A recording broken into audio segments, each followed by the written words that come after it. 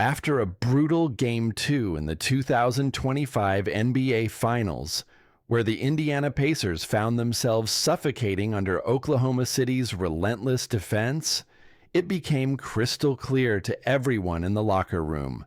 The Pacers had to adjust. Tyrese Haliburton, fresh off a frustrating night of trying and failing to crack the Thunder's armor, laid out the blunt reality. "We have to do a better job of getting to the paint," Haliburton said with an exhausted tone. Then came the harsh truth. "It's a lot easier said than done." The Pacers' offensive juggernaut had been on a tear throughout the Eastern Conference playoffs, posting 119.7 points per 100 possessions in non-garbage time across the first 3 rounds. But through the first 2 finals games, Oklahoma City's defense, a defense that finished atop the league in the regular season, has held Indiana to just 109.3 points per 100, a number that would have slotted them squarely between the Pelicans and Nets for 28th in the league during the regular season. In the regular season, Indiana thrived by attacking the rim. They ranked 9th in points scored off drives and 11th in points in the paint. But in the finals, the Thunder's swarming, paint-clogging defense has been a brick wall. Their defensive scheme, built on aggressive ball pressure, suffocates teams from the moment they cross half court. It starts with pressuring the ball before it crosses half court, stopping teams from scoring in transition so we can set our defense, said Thunder big man Chet Holmgren ahead of Game 3. "Once we're set, we control everything, screens, slide-outs, whatever. We don't let them get to the paint." It's clear that the Thunder are no ordinary defense. When a defense is as cohesive and potent as this, you need more than just a game plan. You need ingenuity. The kind of ingenuity that forces you to dig deep into your playbook and switch things up when the first plan isn't working. "You've got to mix things up," Haliburton admitted.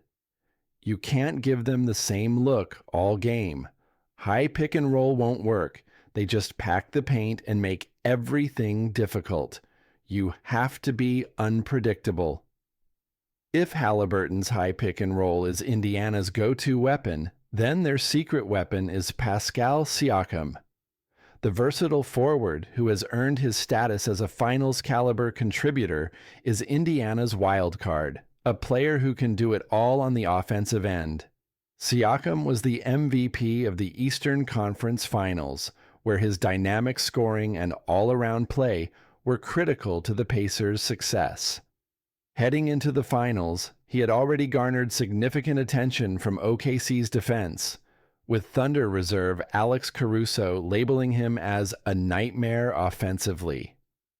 "He's been shooting the ball so well in the playoffs," Caruso said. "From 3, off the dribble, mid-range, you name it. And at 6'8", 6'9", he's hard to stop when he gets near the rim. He's physical and draws fouls. He's just a tough cover." However, the Thunder's defense is designed to disrupt exactly what Siakam does best.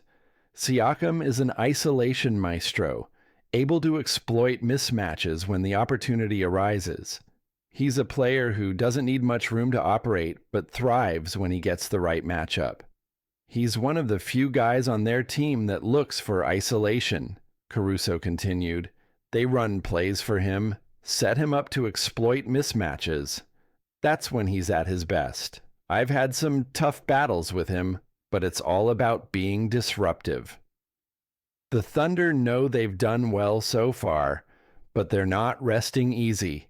Head coach Marc Daigneault was quick to remind the media that Siakam is still one of the toughest players to guard in the league. They're coming home, and Siakam's going to be aggressive. Haliburton's going to be aggressive. "They play really well there," Daigneault said. "We've done well conceptually, but it's far from over."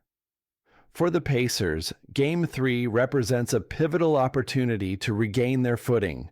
Siakam's ability to break free from Oklahoma City's stranglehold could very well determine the outcome of the series. If he can regain his form as the Finals MVP caliber player he was in the Eastern Conference Finals, the Pacers might just have enough firepower to make this a series once again. "We have to be better," Siakam said. "We've got to be aggressive, play with strength and decisiveness. Whatever we decide to do, we've got to do it." With Game 3 on the horizon, the Pacers' season and their quest for an NBA championship hinges on one thing: the revival of Pascal Siakam.